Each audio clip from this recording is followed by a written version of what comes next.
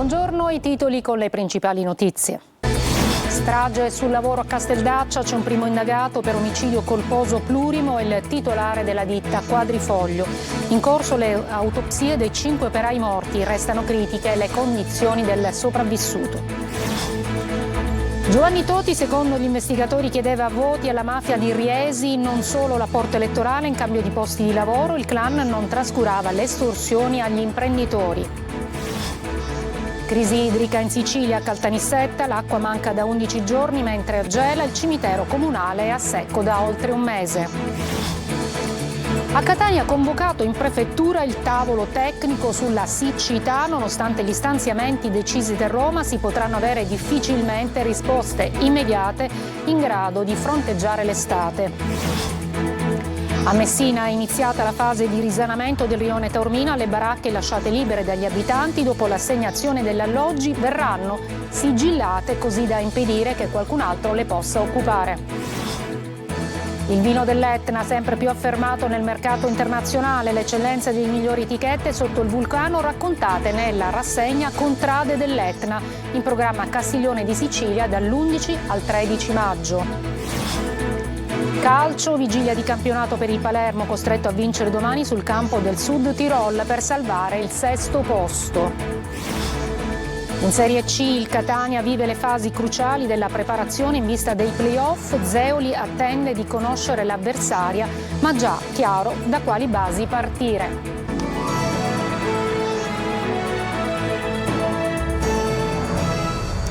Buongiorno, strage di Casteldaccia, indagato il titolare della ditta Quadrifoglio che aveva in subappalto i lavori della rete delle fognature. Secondo le prime indagini gli operai erano privi di protezioni senza corsi sulla sicurezza. In corso le autopsie al Policlinico di Palermo. Sentiamo Manlio Viola. C'è il primo indagato nell'inchiesta sulla morte dei 5 operai uccisi dal gas sprigionato dai liquami mentre lavoravano alla rete fognaria di Casteldaccia lunedì scorso. Si tratta di Nicolò Di Salvo, il titolare della ditta Quadrifoglio Group, l'impresa che aveva le opere in subappalto. L'accusa è di omicidio colposo plurimo. Si tratta del co-titolare dell'azienda, il suo socio Epifanio Alsazio è stata la prima vittima di quella tragedia. L'uomo avrebbe ricevuto nella serata di ieri l'avviso di garanzia, ma si tratta di un atto dovuto perché possa nominare un medico legale di fiducia che parteciperà all'autopsia sulle vittime che si svolgono a partire da oggi. Al momento dunque Nicolò Di Salvo, che deve rispondere delle misure di sicurezza di cui aveva dotato gli operai, sarebbe l'unico indagato. L'inchiesta è stata delegata dal procuratore di Termini Imerese Ambrogio Cartosio alla PM Elvira Cuti. L'autopsia, a cui oggi partecipano anche i consulenti dei familiari delle 5 vittime, viene eseguita all'Istituto di Medicina Legale del Policlinico di Palermo dalla dottoressa Stefania Zerbo. Intanto i titolari delle 2 imprese finite nell'occhio del ciclone si tengono lontani dai microfoni e dai riflettori. Oltre Di Salvo, ciò vale anche per Giovanni Anselmo, amministratore unico della Tech Infrastrutture SRL di San Civirello, titolare dell'appalto che aveva poi subappaltato le opere di Casteldaccia alla Quadrifoglio Group. Resta sotto sequestro sia l'impianto di sollevamento che la sede della stessa Quadrifoglio a Partinico. E resta riservata anche la prognosi per il 6° operaio coinvolto nell'incidente. C'è la riserva sulla vita per l'uomo ricoverato in rianimazione al Policlinico, poco distante da dove si stanno svolgendo le autopsie dei suoi colleghi. L'azienda ospedaliera universitaria smentisce categoricamente le notizie diffuse nelle ultime ore di un risveglio dal coma del paziente, le cui condizioni permangono estremamente critiche. Dopo il TG a Sicilia 24 Focus, oggi si parlerà di morti sul lavoro con un'analisi particolare sulla Sicilia, partendo proprio dalla strage di Casteldaccia. Ospiti di Roberta Lunghi, il magistrato di Cassazione Bruno Giordano, l'ingegnere Antonio Leonardi, direttore del Dipartimento di Prevenzione dell'ASP di Catania, e Luisella Lionti, segretaria generale Will Sicilia. Potete inviare i vostri messaggi al numero WhatsApp 342 74 55 005. Trasmissione anche in streaming sulla siciliaweb.it. Veniamo all'inchiesta su Giovanni Toti, il governatore della Liguria, che secondo gli inquirenti chiedeva voti alla mafia di Riesi. Il mandamento di Cammarata era ben radicato in regione, non solo l'apporto elettorale in cambio di posti di lavoro, il clan non trascurava le estorsioni agli imprenditori, molti dei quali, rivela appunto un pentito, pagavano volentieri. Sentiamo di Ladia Barbagallo. Oggi l'interrogatorio di garanzia di Paolo Emilio Signorini, ex presidente dell'autorità portuale ligure, accusato di corruzione e arrestato nell'ambito dell'inchiesta che ha portato ai domiciliari con la stessa accusa il governatore della Liguria Giovanni Toti.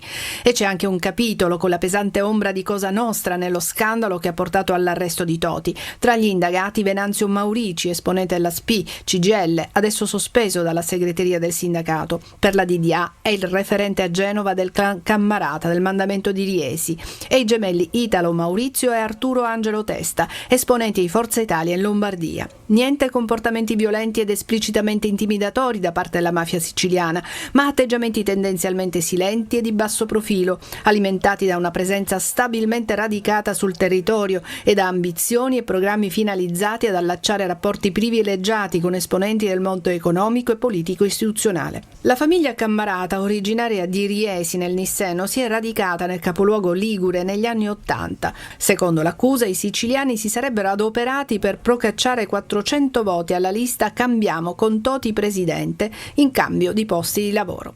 La mafia non trascurava però le estorsioni. Il collaboratore di giustizia Carmelo Arlotta ha raccontato ai magistrati che gli imprenditori di Riesi, abitanti a Genova, erano sotto estorsione del mandamento. Alcuni davano volentieri il denaro, ma, specifica il collaboratore, sotto richiesta. 45 anni fa la mafia uccideva Peppino Impastato. Era il 9 maggio del 78, l'attivista siciliano appena trentenne venne assassinato a Cinisi, il paese vicino a Palermo dove aveva fondato Radio Out, emittente libera che denunciava crimini e affari di Cosa Nostra. Dopo un iter giudiziario durato decenni, per l'omicidio sono stati condannati all'ergastolo il boss Gaetano Badalamenti, morto in carcere nel 2004, e a 30 anni in regime di 41 bis il suo vice Vito Palazzolo. E un giovane di 21 anni a Bagheria, nel Palermitano, è stato colpito con pugni in faccia e a colpi di mazza su tutto il corpo e poi lasciato a terra sanguinante da 3 persone che sono fuggite a bordo di un'auto. A lanciare l'allarme alcuni passanti. La prognosi per il giovane di 20 giorni per diverse lesioni e un trauma cranico.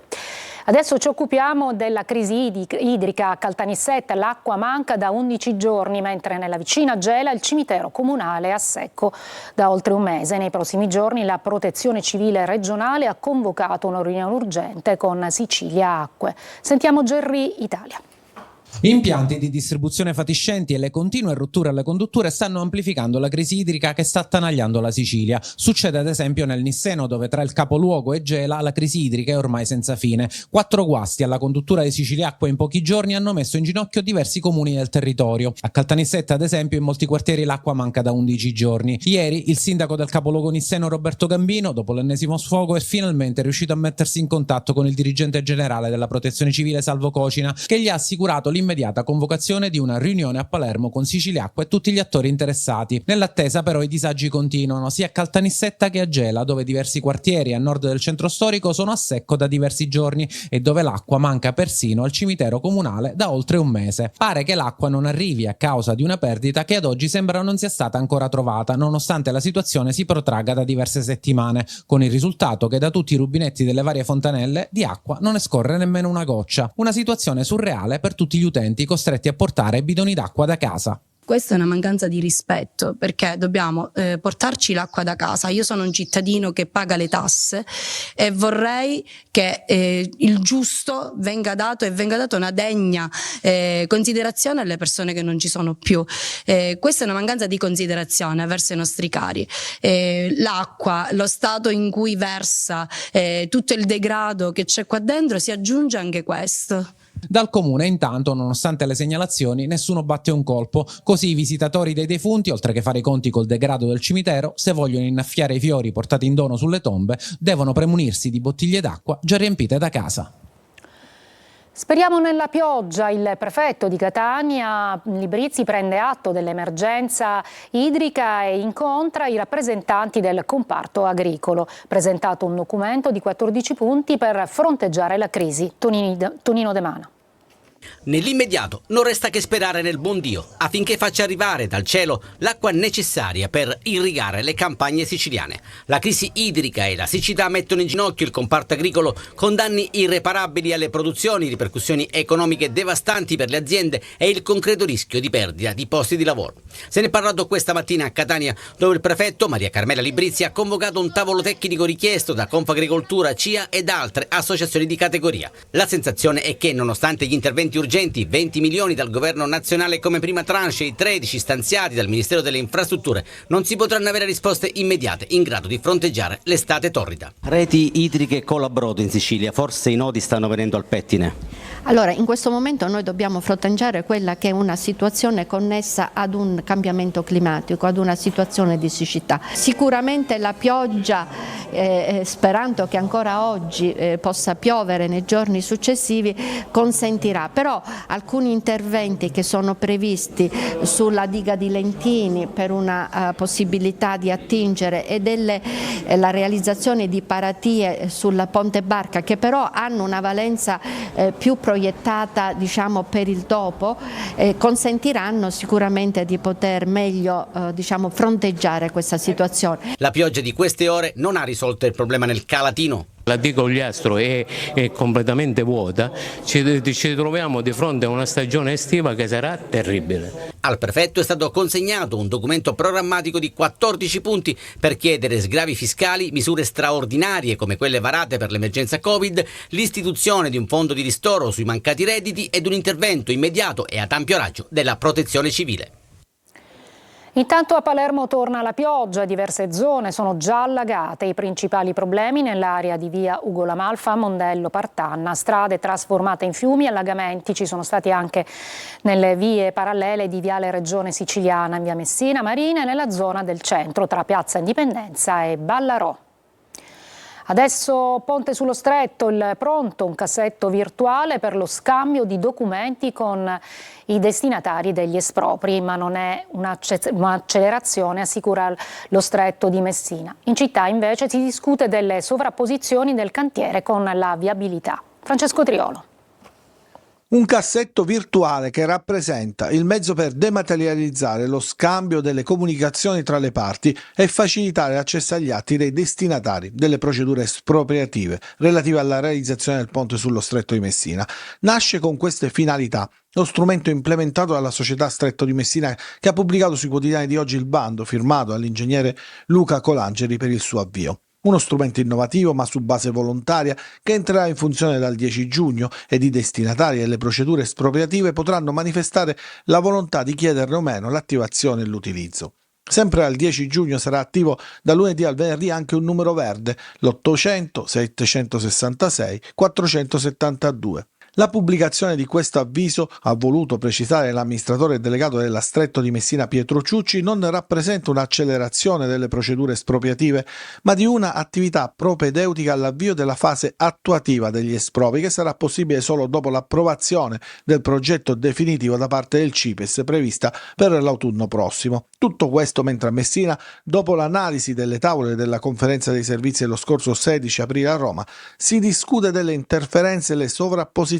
che i cantieri del ponte avranno soprattutto sulla viabilità locale, in particolar modo a Ganzirri, Torrefaro e nel centralissimo Viale Europa. Le interferenze con la viabilità cittadina sono le interferenze pesanti per una città come la nostra, che ha una conformazione geografica che si estende tutto in senso longitudinale e quindi con soltanto due viabilità, due arterie viabili.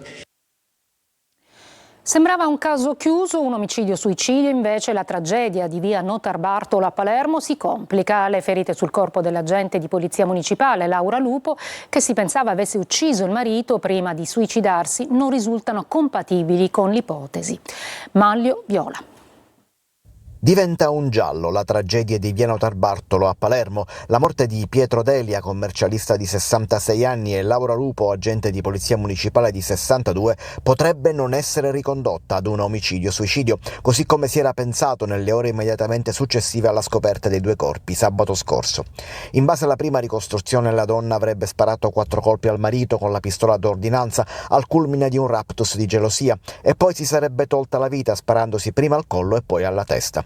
Una ricostruzione avvalorata dall'assenza di effrazione, la casa era infatti chiusa dall'interno. Ma adesso l'autopsia fa sorgere più di un dubbio, anche se non ci sono certezze. Le ferite riscontrate sul corpo di Laura Lupo non sarebbero compatibili con il suicidio. Dopo la ferita al collo appare difficile che la donna possa essersi sparata ancora, di nuovo, alla testa. Ciò nonostante avesse la pistola in mano al momento del ritrovamento dei due cadaveri. Cosa sia successo resta dunque un mistero. Chi aveva le chiavi di casa? Non la figlia, che abita al piano di sotto, che ha chiamato i vigili del fuoco per entrare quando il padre non le ha risposto. Le indagini si concentrano adesso proprio su questo aspetto e gli inquirenti avranno il loro da fare per risalire ad una ricostruzione dei fatti che spieghi tutti i dettagli che sono stati riscontrati. Una ragazza di 18 anni, Denise Darro, è scomparsa dalla frazione di Trappitello a Taormina. Di lei si sono perse le tracce da una settimana, dalla serata di giovedì 2 maggio, quando a piedi si è allontanata volontariamente dal luogo di residenza, portando con sé il suo cane Bianco. Da ieri la denuncia della madre ai carabinieri. Adesso di nuovo a Messina è iniziata la fase del risanamento del rione Taormina. Le baracche lasciate libere dagli abitanti dopo l'assegnazione degli alloggi verranno sigillate così da impedire che qualcun altro le possa occupare. Francesco Triolo. La liberazione dalle baracche a Messina è un viaggio lungo, difficile, complicato anche dal fatto che appena liberate quelle casette venivano subito rioccupate, impedendone la demolizione. Così il subcommissario per l'emergenza Marcello Scuri ha dato il via oggi alla fase 2 del risanamento di Messina, partendo dal rione Taormina. Baracche sigillate, meno 200 è lo slogan che ha voluto lanciare. Queste casette sono state lasciate dopo l'assegnazione prioritaria degli alloggi comunali alle famiglie con persone disabili o affette da gravi patologie. In un paio di giorni sono state isolate e preparate per la sigillatura 100 unità con l'obiettivo di estendere l'operazione a circa 160 baracche complessive per consolidare il processo di rigenerazione urbana della città. La sigillatura comprende la demolizione interna degli elementi strutturali, inclusi i servizi igienici, per rendere le casette completamente inabitabili, il distacco degli allacci di luce e gas. Queste operazioni si protrarranno per i prossimi 40 giorni con l'obiettivo di completare l'intervento entro la metà di giugno. È ancora in corso invece la fase di assegnazione degli alloggi comunali ai soggetti fragili e alle loro famiglie. Passo dopo passo il risanamento va avanti, dobbiamo ancora completare l'assegnazione a numerose famiglie che hanno ancora un fragile, stiamo ristrutturando delle case, stiamo comprando delle case, stiamo anche riqualificando alcune aree, nelle prossime settimane inizieranno altre demolizioni. Il risanamento quindi proseguirà con l'obiettivo della valorizzazione delle aree urbane messinesi da tempo degradate. Una breve pausa e poi la rassegna Contrade dell'Etna con l'eccellenza del vino siciliano.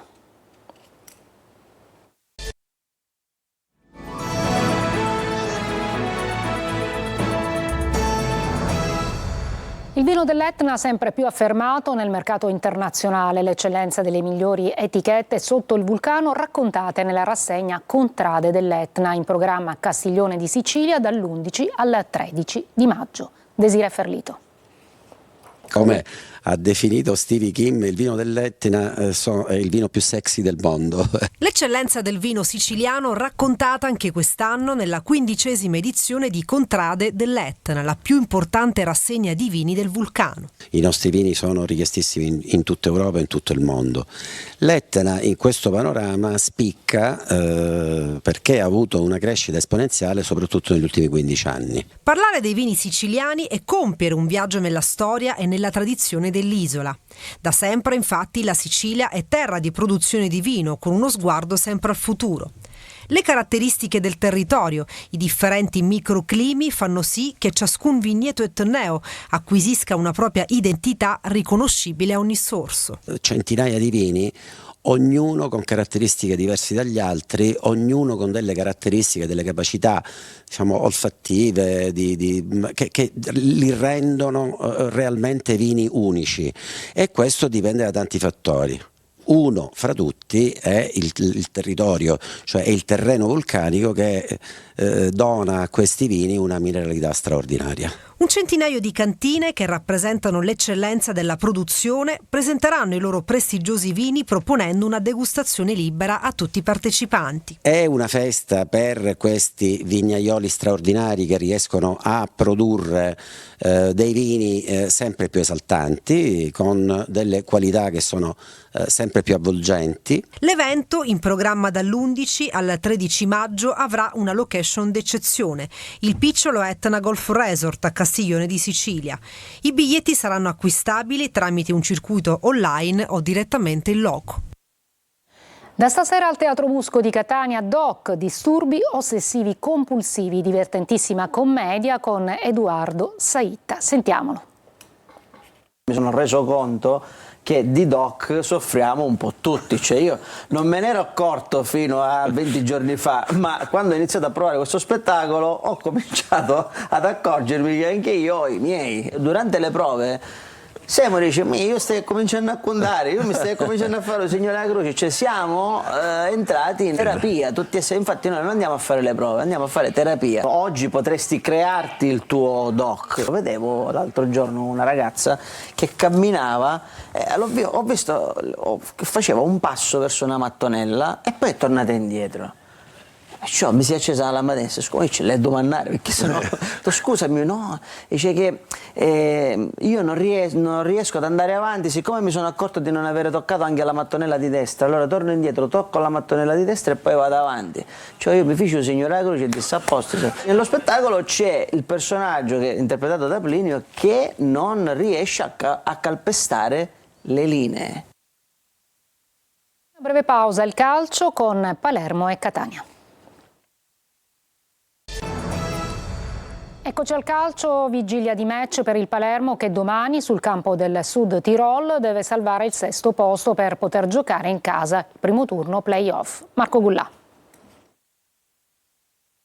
È solo un problema di testa. Per Michele Mignani il Palermo non ha esaurito la benzina, ha solo un blocco mentale. Alla vigilia del match contro il Sud Tirol, ultima giornata di campionato prima dei playoff, il Palermo ha la consapevolezza che questa volta davvero non può sbagliare. In ballo c'è il 6° posto, i rosanero hanno un punto in più rispetto alla Sampdoria e 2 sul Brescia, una vittoria esterna, quindi contro il Sud Tirol che ormai non ha più nulla da chiedere al campionato, garantirebbe la 6ª posizione, ma i siciliani nelle ultime 12 partite hanno vinto una sola volta. Partita decisiva, nel senso che noi dobbiamo mantenere la nostra posizione e quindi questa partita presuppone che ci siano dei punti in palio veri e poi ci serve anche per non perdere la concentrazione per quelle che saranno poi le partite secche dei playoff. Anche domani confermato Desplanche in porta, Gomez e Ceccaroni sono out, così come Di Mariano, Basic e Koulibaly. In difesa Diakité, Lucioni e Nedelciauru confermati. In attacco si va verso la conferma di Brunori e Soleri. Ranocchia recuperato. Ci sarà domani fischio d'inizio alle 20:30. Il Catania è entrato nelle fasi cruciali della preparazione in vista dei play-off che per i rossazzurri avranno inizio martedì. Zeoli attende di conoscere l'avversaria, ma già chiaro da quali basi partire. Marco Carli. Squadra che vince, almeno l'ultima decisiva partita, aggiungiamo, non si cambia. Troppo presto per dirlo, ma è evidente che alcune idee tattiche che Michele Zeoli ha proposto con il Benevento sono d'attualità, anche per la prima della fase nazionale dei playoff, che andrà in scena martedì prossimo. Qualcosa potrà dipendere dall'avversario che si conoscerà domenica dopo il sorteggio, ma non crediamo che l'allenatore a 2 giorni dalla partita stravolgerà più di tanto, un assetto che al momento gli dà qualche garanzia. Il sistema 5 o a 3, che dir si voglia, prevede una migliore copertura di degli spazi quando si difende. Il punto è con quanti uomini attaccare e come supportare la manovra delle punte. Ecco perché la posizione di Ciccarelli mezzala, un po' alla Peralta, studiata con i beneventani, può essere riproposta, così come è evidente che Quaini, piazzato al centro della difesa, sia un ulteriore argine e permette inoltre di far girare meglio la palla quando si deve partire da dietro. L'altra caratteristica del periodo è quella di giocare ogni 3 giorni se il Catania dovesse andare avanti, e dunque pensare delle alternative ci sta, soprattutto in mediana dove Sturaro, altro piccolo stop per lui nei giorni scorsi, e Teio comunque possono essere funzionali solo a gara in corso. E allora ecco che Contek può valere anche da mediano davanti alla difesa, ma a determinate condizioni. Insomma, il Catania ci prova, tenta di far prevalere le proprie qualità rispetto alle difficoltà che hanno infarcito la stagione. Questi ultimi giorni di lavoro sono importanti e saranno vissuti prima in sede, da sabato a Fiuggi, e poi da lunedì vicino alla città in cui gli etnei disputeranno la partita. Ora ci si gioca tutto e il Catania tende curioso di scoprire se avrà veramente qualche asso nella manica che possa alimentare il sogno. Io mi fermo qui, vi ricordo dopo la sigla il nostro focus, oggi curato da Roberta Lunghi, che si occuperà di morti sul lavoro. Io vi ringrazio per l'attenzione e vi auguro un buon pomeriggio.